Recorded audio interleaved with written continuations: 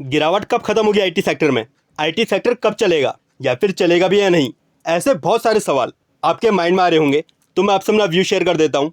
तो वीडियो को बिल्कुल ध्यान से देखना है, ध्यान से सुनना है, क्योंकि होगा वही जो हम यहाँ पर बात करेंगे। आईटी सेक्टर के अंदर दोस्तों नो डाउट यहाँ से भी बहुत बड़ी वेल्थ क्रिएट होनी है, लेकिन कभी भी स्टॉक सीधी रेखा में ऊपर की तरफ नहीं जाते हैं। बीच बीच में स्टॉक से सेक्टर के अंदर ऐसे फेसेस आते हैं जब वो 6-8 महीने या 2-3 साल या फिर 7-8 साल की करेक्शन में चले जाते हैं। तो ऐसा ही फेस आईटी सेक्टर के अंदर भी चल रहा है, जिनमें उनके अंदर 6-8 महीने से लेकर 1-1.5 साल की करेक्शन हो सकती है। लेकिन क्या आईटी स्टॉक यहाँ से बहुत ज़्यादा नीचे गिर जाएंगे? क्योंकि आज की डेट में तो दोस्तों यही देखकर लग रहा है। तो सर वो आज की डेट में आपको लग रहा है, लेकिन कुछ टाइम बाद अगर आप बड़ी पिक्चर जाके देखोगे तो वो आपको एक बड़ी रेंज के अंदर खड़े हुए मिलेंगे। उन्हें यहाँ से बहुत ज़्यादा नीचे गिरना नहीं है, उन्हें इन एरिया के अंदर टाइम पास करना है।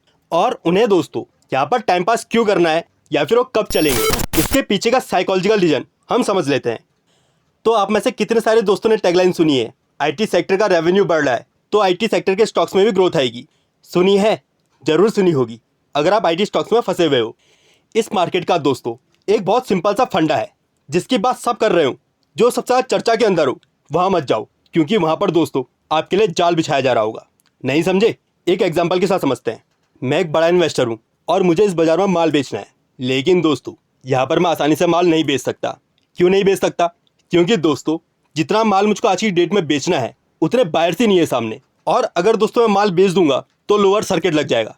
तो मेरे लिए दोस्तों यहाँ पर बेस्ट स्ट्रेटजी क्या है माल बेचने की? मेरे लिए बेस्ट स्ट्रेटजी है मैं बायर्स को बुलाऊं, और यही काम दोस्तों ऐसी टैगलाइंस कर रही है, न्यूज कर रही है, बायर्स को खोज खोज कर ढूंढ ढूंढ के ला रही है। क्योंकि दोस्तों रिटेलर्स तो वहीं जाता है जहाँ अच्छी न्यूज होती है, जहाँ की हवाएं चल रही होती है, और अच्छी न्यूज में दोस्तों हमेशा टॉप बना करते हैं, बॉटम में नहीं बनती है। आईटी सेक्टर की दोस्तों अच्छी न्यूज आ रही थी, वहाँ की हवाएं चल रही थी, तो यहाँ पर स्मार्ट प्लेयर्स या ऑपरेटर्स को दोस्तों बराबर मौका मिला आपको माल चिपकाने का, और उन्होंने चिपकाया भी। और यहाँ तक कि दोस्तों कहानी आप लोगों ने अच्छे से समझ ली होगी। लेकिन दोस्तों अब आगे क्या होने वाला है उसे बिल्कुल ध्यान से सुनना। हमारे आईटी सेक्टर में यहाँ से भी दोस्तों मल्टी बैगर रिटर्न बनने हैं, लेकिन दोस्तों यहाँ पर प्रॉब्लम क्या है? रेट तो अच्छे आ गए हैं, लेकिन जो माल है वो रिटेलर्स के पास पड़ा हुआ है। तो अब जब दोस्तों वो माल रिटेलर से वापस से छीना जाएगा तब फिर से आईटी सेक्टर में मल्टी बैगर की कहानी शुरू हो जाएगी। क्यों, क्या सोच रहे हो? कैसे माल छीना जाएगा? ये कैसे पॉसिबल है? सब समझेंगे, थोड़ा धैर्य रखो। तो यहाँ पर दोस्तों जो काम करेगा असली वो करेगा टाइम।